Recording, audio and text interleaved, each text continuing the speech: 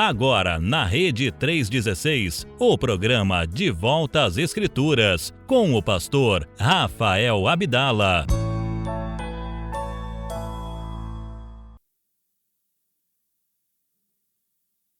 Vivemos em um tempo em que tudo parece se tornar cada vez mais complexo. Corremos, acumulamos compromissos, criamos expectativas irreais e nos sobrecarregamos com preocupações que poderiam ser evitadas. Muitas vezes, nós mesmos complicamos a vida, mais do que ela realmente é. Jesus, no entanto, nos mostra um caminho diferente, o da simplicidade. Ele nos convida a viver com um coração leve, confiando no Pai e encontrando descanso nele. O próprio Senhor declarou: "Aprendei de mim, porque sou manso e humilde de coração, e encontrareis descanso para as vossas almas."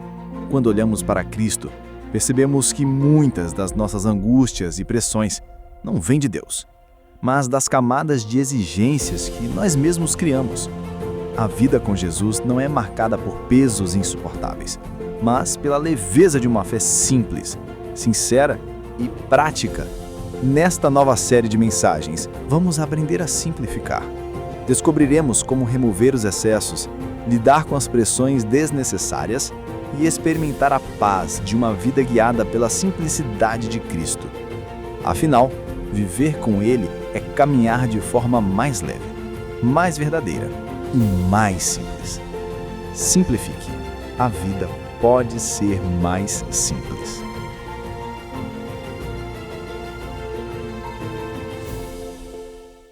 Vivemos em um tempo.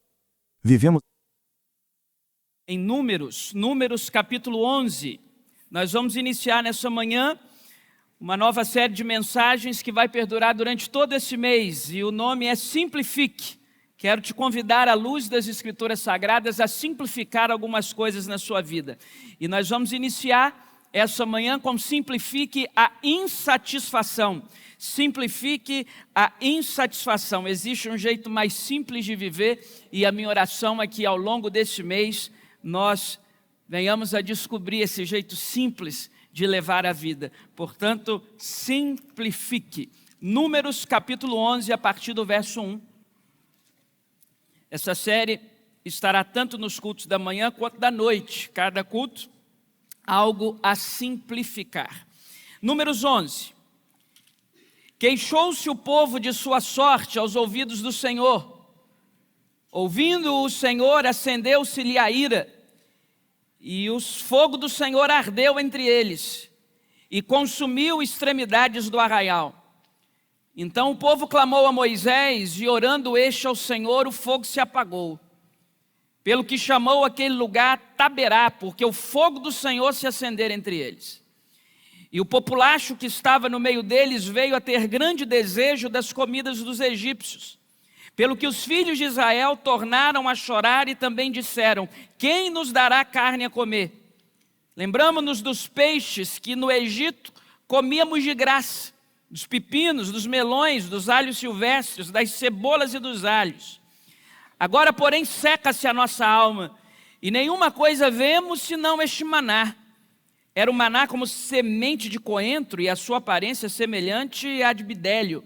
Espalhava-se o povo e o colhia, e em moinhos o moía, ou num grau os pisava. E em panelas o cozia, e dele fazia bolos. O seu sabor era como de bolos amassados com azeite.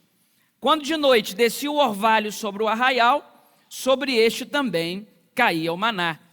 Então Moisés ouviu chorar o povo por famílias, cada um à porta de sua tenda, e a ira do Senhor grandemente se acendeu e pareceu mal aos olhos de Moisés. Disse Moisés ao Senhor: porque fizestes mal ao teu servo, e porque não achei favor aos teus olhos, visto que puseste sobre mim a carga de todo este povo? Concebi eu, porventura, todo esse povo? Dei-o à luz, para que me digas: leva ao teu colo, como a ama leva a criança que mama a terra, sob juramento prometestes aos seus pais? De onde teria eu carne para dar a todo este povo? Pois chora diante de mim, dizendo: dá-nos carne que possamos comer. Eu sozinho não posso levar todo este povo, pois me é pesado demais. Se assim me tratas, mata-me de uma vez, eu te peço, se tenho achado favor aos teus olhos, e não me deixes ver a minha miséria. Simplifique a insatisfação. O ser humano é por natureza desejante. Nós estamos sempre almejando alguma coisa. Isso é muito natural. É natural que todos nós, cujo fôlego de vida ainda está presente, todos nós a quem Deus tem permitido vida, é natural que tenhamos desejos e ambições. Ambição não é um problema, o problema é a ganância. Você pode ambicionar coisas. Aliás, as Sagradas Escrituras nos ensinam a ambicionar as coisas que são do alto. Ambição é diferente de ganância. Ganância é pecado. Mas nós temos projetos de vida, nós temos propósitos, a sua família tem alvos das mais variadas áreas e dos mais variados contornos. Mas existe uma diferença muito clara, muito óbvia, entre aquilo que nós desejamos e a insatisfação por aquilo que temos, ou a insatisfação pela vida que levamos. Dizer que o ser humano é naturalmente desejante, isto é, o ser humano naturalmente tem algo diante de si a que ele atribui valor, a que ele atribui expectativa, é diferente de afirmar que nós, seres humanos, precisamos ser insatisfeitos, ou precisamos ser gente que nunca está contente com o que tem. Filipenses capítulo 2, versículo 14 diz: fazei tudo sem murmurações e sem contenda. Eu quero provar para vocês nessa manhã que a insatisfação desagrada a Deus. Eu quero provar para você nessa manhã que, à luz das Escrituras Sagradas, gente que é insatisfeita demais, gente que é claudicante demais, rancorosa demais, raivosa demais, ela não agrada ao Senhor, e porque não agrada ao Senhor, a insatisfação tem consequências. A minha oração é que na manhã desse dia, Deus nos faça gente satisfeita, e Deus rasgue de nós toda a insatisfação pelo poder do nome de Jesus. Bem, em primeiro lugar, repare comigo o verso 1. A insatisfação atrai o juízo de Deus. A insatisfação atrai o juízo de Deus. Queixou-se o povo de sua sorte aos ouvidos do Senhor, e ouvindo o Senhor, acendeu-se-lhe a ira. E ouvindo o Senhor, acendeu-se-lhe a ira. E o fogo do Senhor ardeu entre eles e consumiu extremidades do arraial. O que está acontecendo aqui? Há pelo menos 20 anos, há pelo menos 2 décadas, o povo já havia sido liberto do Egito. Mas o povo ainda não chegou na terra prometida. Então, Números capítulo 11 é uma intercessão, é um momento que eles já não são mais escravos no Egito, mas ainda não chegaram na terra da promessa. Portanto, eles estão naquilo que nós chamaríamos popularmente de meio termo. Não são mais escravos no Egito, mas ainda não chegaram na terra da promessa. Números capítulo 11, portanto, pode ser aplicada a nós nessa manhã como uma espécie de relato da nossa vida. Nós também estamos nesse limbo, nós também estamos nesse meio termo. Em razão da nossa fé em Jesus, nós não somos mais escravos do inferno, nós não somos mais escravos do Satanás, nós não somos mais escravos do Egito, mas nós ainda não chegamos na terra da promessa. Nós ainda não acessamos o lugar santo, nós ainda não estamos plenamente glorificados diante da presença de Deus. Então, Números capítulo 11 pode ser um relato do dia de hoje, 7 de setembro de 2025. Nós não somos mais escravos de Satanás, mas nós ainda não chegamos na terra da promessa. Essa é a situação do povo. Portanto, há uma expectativa diante deles, há uma expectativa de promessa diante deles, há uma expectativa de um tempo vindouro diante deles, mas eles não estão mais no Egito tomando chibata. Eles não estão mais cesseados da sua liberdade há pelo menos 2 décadas. Mas, nesse ambiente de liberdade, nesse ambiente de promessa, nesse ambiente de expectativa futura, eles começam a se queixar, eles começam a extravasar suas insatisfações, eles começam a ter saudade do Egito, eles começam a ter saudade do tempero da comida do Egito, sendo que Deus lhes mandava um maná delicioso. E quando Deus percebe a insatisfação do seu povo, o povo que ele libertou, o povo que ele tirou das garras do Egito, Deus se ira, porque a insatisfação atrai a ira do Senhor. E não vamos com essa conversa de que isso é coisa do Antigo Testamento, não, porque no Novo Testamento você também verá o juízo de Deus. Você verá o juízo de Deus sobre Ananias e Safira. Você verá o juízo de Deus sobre as 7 igrejas do Apocalipse, cujo diagnóstico e a esperança foram apontados por Deus, e ele disse que se não cumprissem aquilo que ele dizia, elas deixariam de existir. Já não existem hoje mais, nenhuma delas existe. Portanto, gente insatisfeita atrai ira da parte do Senhor. Não um Deus condenador, não um Deus que está com machado para acabar com a sua vida. Não, em absoluto, não é isso. Mas a insatisfação repudia as bênçãos de Deus. Geralmente gente insatisfeita é gente pouco abençoada. Em segundo lugar, repare comigo o verso 4. A insatisfação é contagiosa. A insatisfação é contagiosa, isto é, andar perto de gente insatisfeita tem a grande tendência e a grande possibilidade de nos fazer insatisfeitos também. Estar numa roda de gente insatisfeita com tudo poderá fazer de você uma pessoa insatisfeita. Eu provo isso no verso 4, veja comigo. E o populacho, o que é populacho? Populacho é a gentalha que estava no meio deles, veio a ter grande desejo das comidas dos egípcios. Pelo que os filhos de Israel tornaram a chorar e também disseram: quem nos dará carne a comer? Se você tem a Almeida Revista Atualizada como eu, grife a expressão populacho, porque aqui a palavra de Deus está se referindo aos povos estrangeiros. Aos povos estrangeiros. O que acontece aqui? Muitas vezes, quando Deus libertava o seu povo de algum ciclo de opressão, na hora que Deus está libertando o seu povo, outros povos acompanhavam o povo de Israel, surfavam na onda da libertação. Então Deus liberta o povo dele do Egito, mas quando o povo está saindo do Egito pela libertação de Deus, outros povos, outros estrangeiros iam no meio, aproveitando que Deus abriu a porta e libertou. Está claro? Então, está aqui em Números 11, o povo de Israel, e está aqui em Números 11, aquilo que eles chamam de um populacho, de um grupo de gente estrangeira. E o grupo de gente estrangeira, que não era o povo de Israel, começa a dizer que a comida ali que Deus estava dando não tinha o tempero do Egito. Que bom era o tempero do Egito.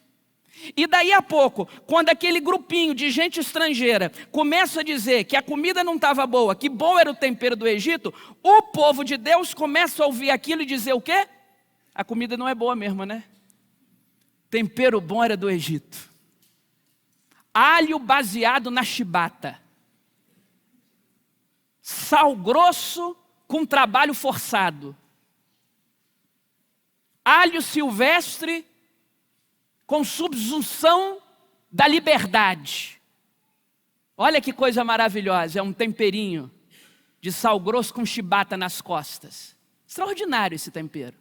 Eles começam a sentir falta pela influência dos estrangeiros. O que isso significa? Isso aqui não é um ataque xenofóbico a quem quer que seja, não. Isso aqui é a prova de que a insatisfação é contagiosa.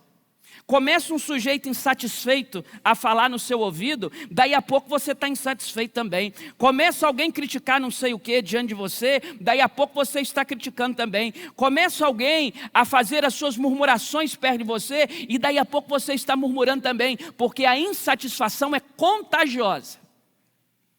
Assim como estar perto de gente alegre pode te fazer alegre, estar perto de gente insatisfeita pode te fazer insatisfeito.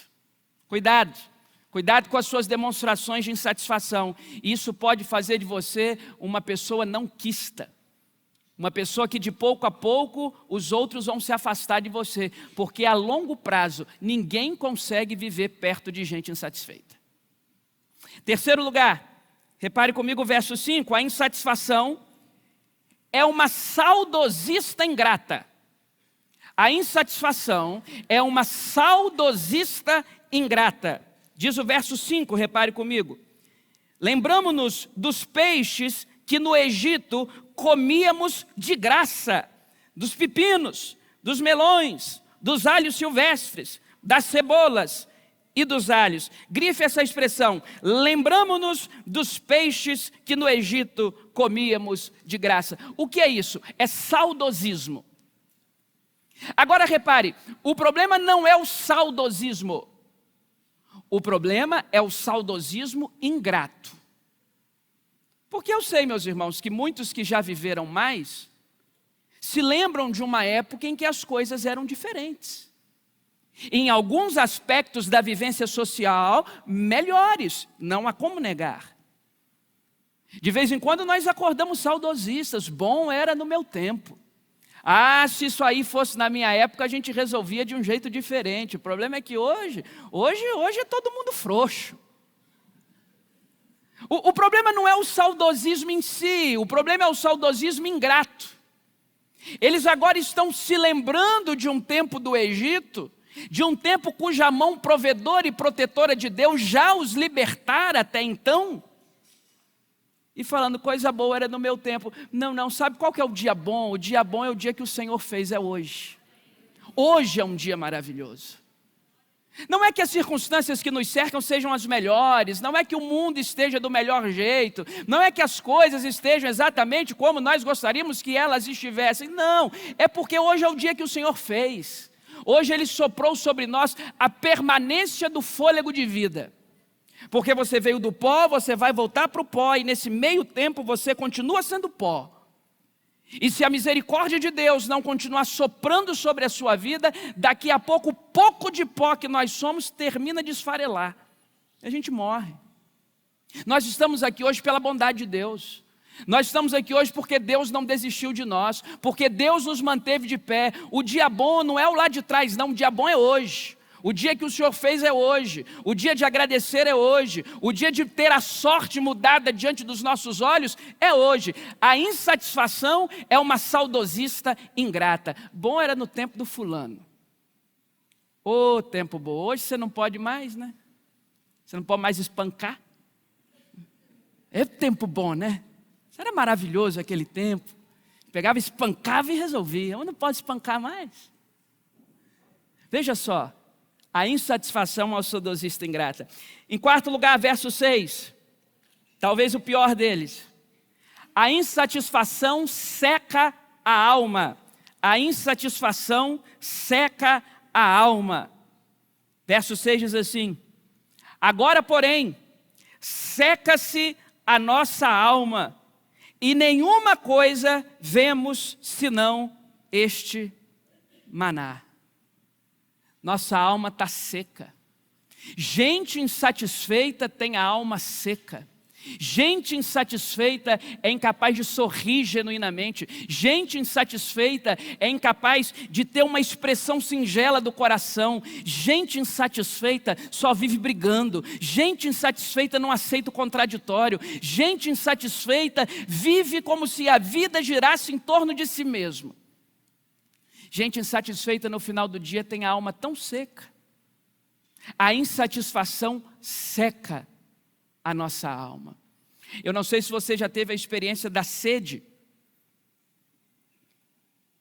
O Brasil é o pulmão do mundo, também um dos maiores berços hidrográficos do planeta. Mas mesmo assim, de vez em quando, a gente se esquece de tomar água e a garganta fica seca. Deixa eu dizer uma coisa. Se a sensação de garganta seca já é ruim, não queira imaginar a sensação da alma seca. A alma seca dói. A alma seca vai fazendo de mim, Rafael, uma pessoa insuportável, sem que eu, Rafael, perceba. Porque as pessoas de alma seca demoram a perceber a sequidão da alma. Enquanto não percebem, vão ferindo. Porque tem uma coisa que a gente precisa notar: pessoas feridas ferem. É por isso que uma das implicações da nossa fé, um dos nossos contatos permanentes do Espírito Santo em nós, é nós apresentarmos para Ele as nossas feridas. Porque se nós não formos curados das nossas feridas, nós vamos continuamente ferir outras pessoas. Gente ferida fere. Gente amargurada amargura. Gente mal resolvida fere. E a sequidão da alma é um grande problema.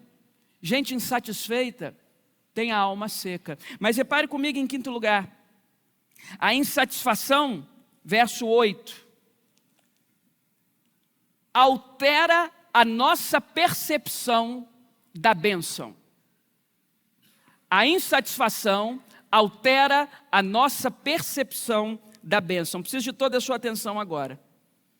Diz o verso 8. Espalhava-se o povo e o colhia, e em moinhos o moía, ou num grau o pisava, e em panelas o cozia, está falando do maná, e dele fazia bolos. O seu sabor era como os bolos amassados com azeite. Nós só podemos interpretar Números capítulo 11, verso 8, à luz de Êxodo capítulo 16, verso 31. Êxodo 16, 31 diz que o maná de Deus tinha um gosto semelhante a mel. E Números 11, 8 diz que o maná que eles estavam comendo tinha um gosto parecido de um bolo amassado com azeite. Em outras palavras, eles alteraram o sabor do maná. Eles alteraram o sabor do maná. Isso é tão simbólico, sob o ponto de vista físico, quanto espiritual. Por quê? Porque a insatisfação corrompe a bênção. Deus pode trazer uma bênção gigantesca diante dos meus olhos. E por conta da insatisfação que me habita, aquilo não terá o mesmo sabor que Deus planejou. É bom ter um emprego? Lógico que é bom ter um emprego.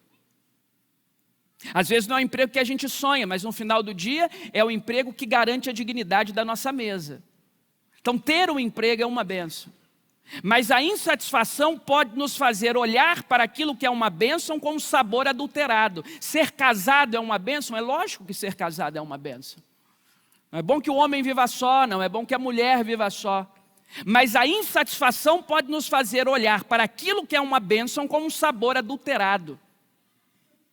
Ter filhos é uma bênção? É evidente que ter filhos é uma bênção. Mas a insatisfação pode nos fazer olhar para aquilo que é uma bênção com um sabor adulterado. Pertencer a uma comunidade cristã, pertencer a uma comunidade de fé, praticar uma religião é uma bênção? É evidente que é uma bênção. Mas a insatisfação pode nos fazer olhar para esse ambiente com um sabor adulterado. Quantas pessoas chegam nas mais variadas igrejas abertas nesse mundo, na expectativa de um sabor e recebem outro? Porque a insatisfação adultera a bênção. A insatisfação nos faz perceber a bênção de um jeito que ela não é. Aliás, a insatisfação faz nos dar nome de bênção àquilo que não é bênção. Muitas pessoas insatisfeitas estão esperando o pior de outras. E aí quando Deus resolve abençoar a gente que nós não gostamos, isso tem um sabor diferente. Não tem um sabor de mel da música, sabe? Quando Deus resolve abençoar a gente que não é da sua predileção. Quando Deus resolve abençoar os seus desafetos.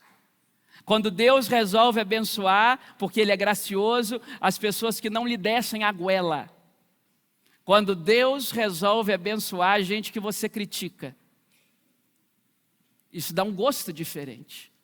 Nós olhamos para aquilo que é uma bênção, mas o sabor está adulterado. O sabor é outro, porque a insatisfação corrompe a ideia da bênção, muda a ideia da bênção. O problema não estava no maná, o problema estava no apetite.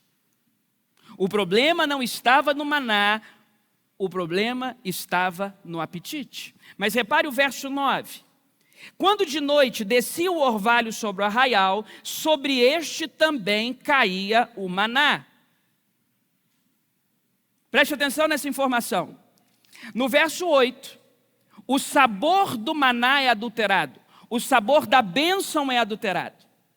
No verso 9 diz que ainda assim, em que pese, Deus continua fazendo descer o maná. Então, peraí. Será que Deus é conivente? Será que Deus é leniente? Será que Deus não percebe que quanto mais Ele manda maná, mais o povo está insatisfeito? Quanto mais Ele manda maná, mais o povo quer adulterar o sabor da bênção. Quanto mais Ele manda maná, mais o apetite do povo está corrompido. Não, é claro que Deus percebe, porque Ele sabe todas as coisas. Mas Ele fez uma promessa de sustento, e Deus não volta atrás nas suas promessas.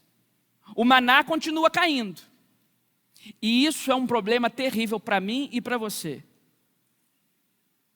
Por quê?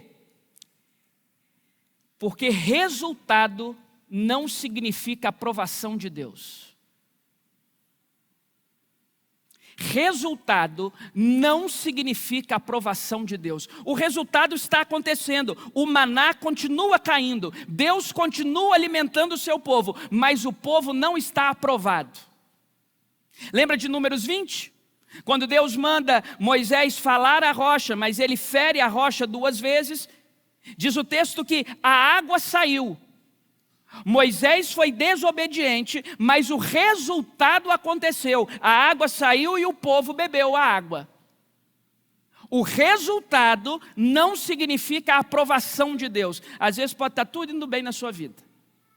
Saúde lá em cima, nunca ganhou tanto dinheiro, prosperando em tudo que você fizer, e você acha que isso significa a aprovação de Deus. Não. Resultado não significa aprovação de Deus. Nós podemos ter uma igreja lotada, onde não ter onde colocar gente, e o resultado não significa a aprovação de Deus. Claro que não. Acha que Deus está feliz com tudo que Ele vê por aí? E a gente continua avançando. A igreja evangélica é uma igreja numerosa, rica, influente na sociedade. Mas o resultado não significa, nem de longe, a aprovação de Deus. Deus está permitindo um bom resultado, mas Ele não está aprovando. Os resultados de Deus têm a ver com os mistérios da graça. Eu posso estar indo muito bem na minha vida e Deus não me aprovar. Porque às vezes nós somos levados ao erro de pensar que Deus só está reprovando aquele sujeito que está no fundo do poço. Você olha aquele sujeito no fundo do poço e você não tem a menor dúvida de que Deus está reprovando a sua conduta. Ele perdeu a guerra para as drogas, ele perdeu a guerra para a imoralidade sexual, ele perdeu a guerra para a corrupção, ele perdeu a guerra para o que quer que seja da devassidão do Satanás, e ele está lá no fundo do poço, ele está lá implorando miséria, ele está lá um pedinte. Aí nós olhamos e pensamos, Deus não aprova esse sujeito, porque se Deus aprovasse ele estaria bem. Eu quero lhe afirmar que pode ter um sujeito bem vestido, bem trajado, cidadão de bem, altamente valorizado, pode ter uma pessoa simbolicamente extraordinária, pode ter um crente invernizado, cheio de resultado, andando de carrão, dando dinheiro para os outros, e Deus reprovar. Porque resultado não significa aprovação de Deus. Bem, para que ninguém saia aqui com medo, e nem eu, como é que a gente diagnostica se o nosso resultado está sendo aprovado por Deus? Uma das situações mais basilares é se o resultado da nossa vida nos faz gente satisfeita e não gente insatisfeita. Porque se você acabou de trocar o seu carro, mas já está pensando no próximo. Se você tem uma casa que você sabe que é resultado da mão de Deus sobre a sua vida, mas não está boa, você já está pensando na próxima. Se você tem um casamento, mas você já está... Veja só, a insatisfação é a prova de que Deus não está aprovando os nossos resultados. Gente cujos resultados são aprovados por Deus é gente satisfeita, é gente com brilho nos olhos, é gente que não sobrecarrega, é gente que é alívio. É gente que tem vida leve, que tem alma farta e não seca. Aí significa que Deus está honrando os seus resultados. Sexto lugar, verso 11. A insatisfação traz sobrecarga. Gente insatisfeita é sempre sobrecarregada. Disse Moisés ao Senhor: por que fizestes mal ao teu servo? E por que não achei favor aos teus olhos, visto que puseste sobre mim a carga de todo esse povo? Sobrecarga. Cenários de insatisfação geram sobrecarga. Ninguém aguenta a longo prazo o peso de ser insatisfeito. Ninguém aguenta a longo prazo o peso de ser insatisfeito. Se você tem 40 anos, 50 anos, 60 anos, 70 anos e ainda não se livrou das amarras satânicas da insatisfação, deixa eu te contar, você é um guerreiro em estar vivo. Você precisa ser estudado. Você, assim, com perdão do paradoxo, você é um vencedor. Porque viver as décadas da existência, viver o presente que é a vida, viver o presente que é ter fôlego de vida. Hoje, são 10 e tanta, já morreu tanta gente, muito melhor do que eu, e eu continuo aqui vivo. Pessoas que mereciam viver muito mais do que eu mereço, já foram, eu estou aqui. Se eu não uso isso, essa dádiva que é a vida, para ser satisfeito, contente e alegre, é um fardo impossível de carregar. A insatisfação traz sobrecarga. E por fim, a insatisfação traz desânimo.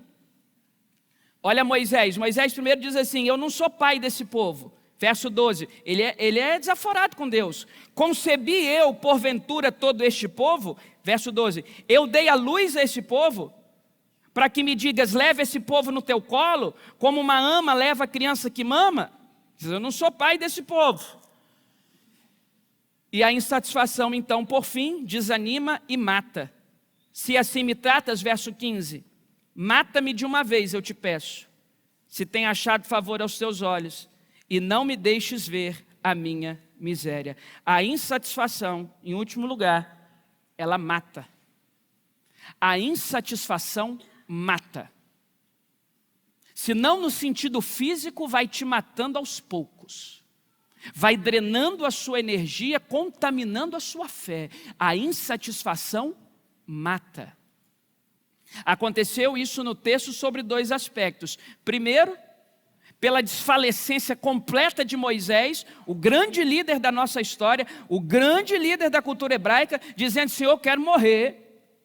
E aconteceu isso entre os versos 31 a 34.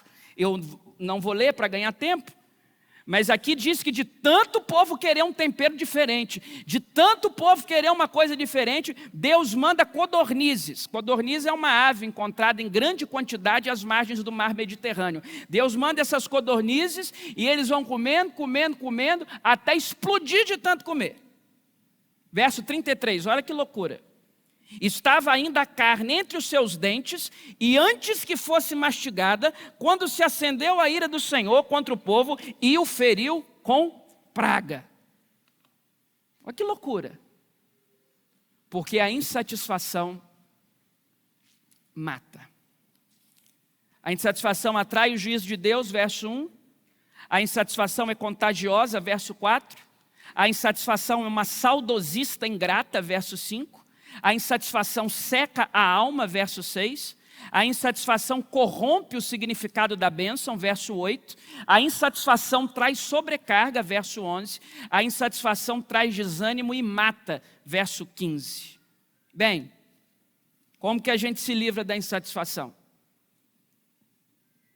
Nós podemos fazer de 2 formas aqui nessa manhã.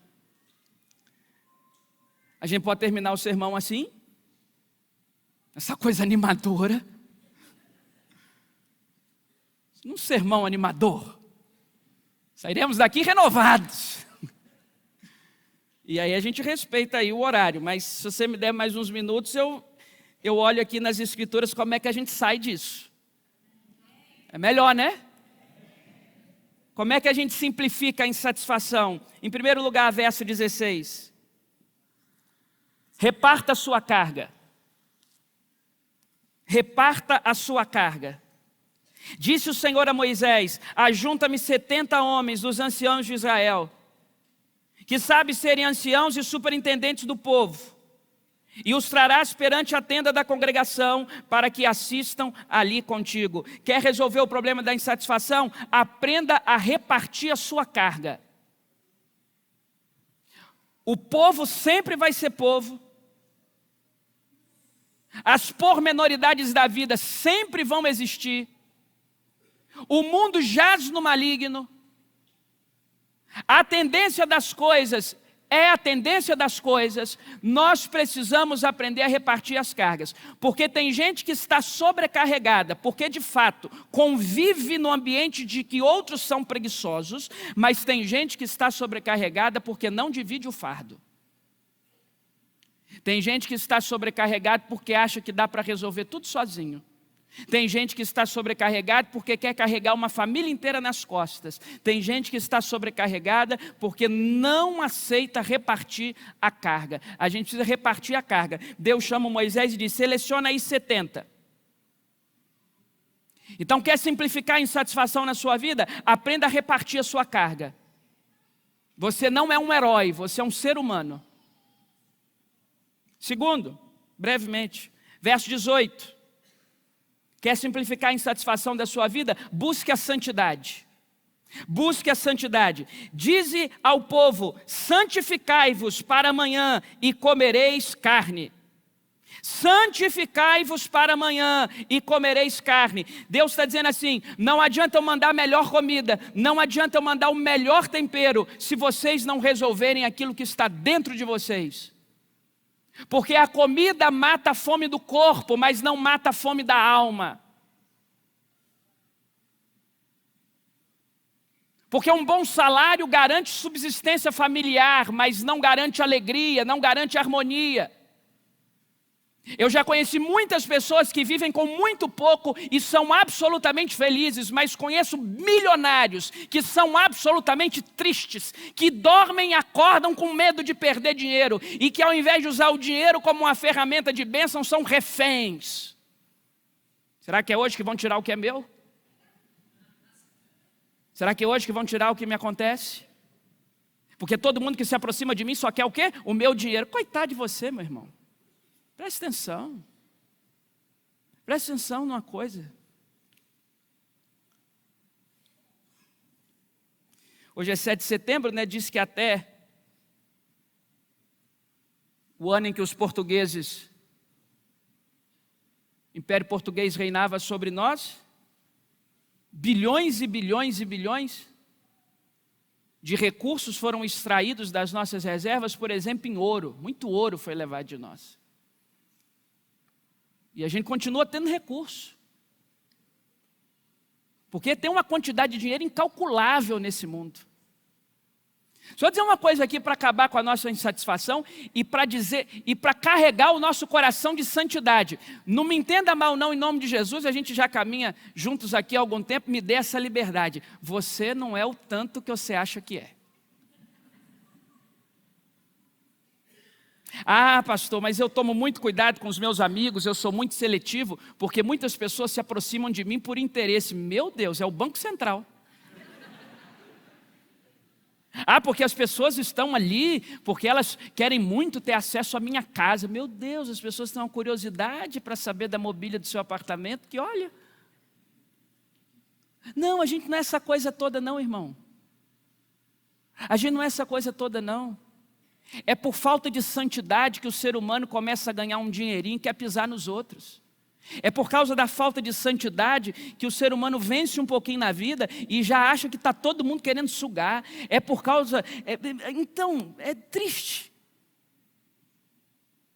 É triste. É tudo pela graça, a vida é um sopro. O melhor plano de saúde que o seu dinheiro pode comprar não garante a sua vida. A nossa vida é um sopro. Nós nunca venceremos a insatisfação sem um compromisso sério em santidade diante do Senhor. Quanto mais santos diante de Deus, mais plenamente satisfeitos. Então, se você é uma pessoa que, ouvindo esse sermão, se autodiagnostica como um insatisfeito, eu tenho uma palavra para te dar: busque a santificação. Quanto mais você se santificar, mais satisfeito você será com a vida. Por fim, verso 23. Quer se livrar da insatisfação? Lembra-te de que a mão do Senhor não está encolhida. Porém o Senhor respondeu a Moisés, verso 23, ter-se-ia encurtado a mão do Senhor? Agora mesmo verás se cumprirá ou não a minha palavra. Quer viver satisfeito? Lembre-se, meu irmão, a mão do Senhor não está encolhida, não. A mão do Senhor está estendida para abençoar o seu povo. E quanto mais gratos nós nos apresentamos diante de Deus, mais as suas mãos se estendem ao nosso favor. Mas quanto mais ingratos nós somos diante de Deus, mais as suas mãos se deslocam em nosso desfavor. Porque a murmuração não atrai bênçãos, mas a gratidão atrai.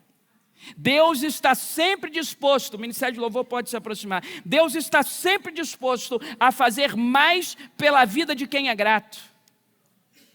Os 10 leprosos foram curados, mas o leproso que voltou, além de ser curado, foi salvo. Porque Deus sempre tem mais o que fazer na vida de quem é grato. Deus sempre tem mais o que fazer na vida de quem é satisfeito. Para simplificar as insatisfações da nossa vida, lembre-se, a mão do Senhor está sobre você. E a mão do Senhor é poderosa para fazer com que os seus planos prosperem ou retrocedam. Eu estou aqui para te dar uma informação. Quanto mais insatisfação, mais retrocesso.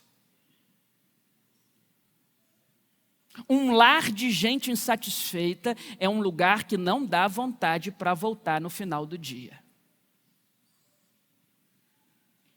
Mas um lar de alegria e de gratidão, a gente conta as horas para chegar lá. A minha oração nessa manhã é que a sua casa seja esse ambiente, que a sua casa seja um ambiente de santidade e de gratidão. Que a insatisfação não tenha vez no seu casamento, que a insatisfação não tenha vez no seu lar, que a insatisfação não tenha vez sobre os seus negócios, que você seja uma pessoa satisfeita, contente no Senhor. Que possamos nos santificar, porque amanhã o Senhor fará grandes coisas. E que essa santidade trabalhe no nosso coração e retire de nós a insatisfação. Durante os domingos desse mês eu quero trabalhar muito isso com você. Simplifique. A vida pode ser mais simples do que o jeito que a gente já está levando. Para começar, simplifique a insatisfação. Desfaça esse nó de amargura. Aliás, deixe o Espírito Santo desfazer esse nó de amargura, esse nó de retaliação de alma seca. E que nós, o povo de Deus, sejamos conhecidos não pelas nossas queixas, mas pelas nossas alegrias, apesar das circunstâncias. Filipenses 2,14, começo da mesma forma, termino da mesma forma que eu comecei. Fazei tudo, sem murmurações e nem contendas. Se é para fazer murmurando e com contenda, é melhor que não faça. Mas fazei tudo. Seja a melhor esposa possível, seja o melhor esposo possível, seja o melhor filho possível, seja o melhor pai possível, seja o maior provedor possível, seja o melhor patrão possível, seja o melhor funcionário possível, sem murmuração e sem contenda. Porque se é para murmurar e contender, é melhor que não se faça. E que Deus nos ajude. E que o Espírito Santo derrame sobre nós nessa manhã um bálsamo. E faça de nós gente alegre e satisfeita. Alegre por quê, meu irmão? Alegre porque Ele nos retirou do império das trevas e nos transportou para o reino do Filho do seu amor.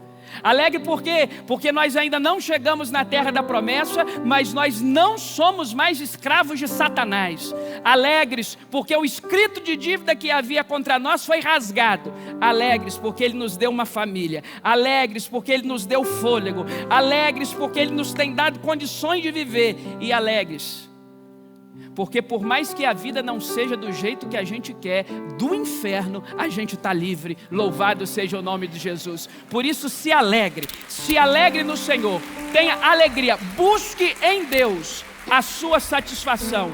E que nessa manhã, diante da mesa do Senhor, nós possamos dizer para Ele o quão felizes e satisfeitos nós somos por pertencermos a um Deus de amor. Coloque-se de pé, por gentileza, e já prepare o seu coração para vivenciarmos esse momento tão importante da nossa fé, da fé da igreja, e estarmos diante da mesa do Senhor, satisfeitos, alegres e contentes. Ah, pastor, mas eu não estou nada satisfeito. Pede a Deus, o Espírito é poderoso para mudar o seu coração aqui e agora, em nome de Jesus. Você acabou de ouvir o programa De Volta às Escrituras, um programa que nos leva a refletir sobre as palavras de Deus, nos conectando com os ensinamentos que são a base da nossa fé. Ouça esse e outros programas nas nossas plataformas digitais, Rede 316, ou acesse nosso site www.rede316.com.br.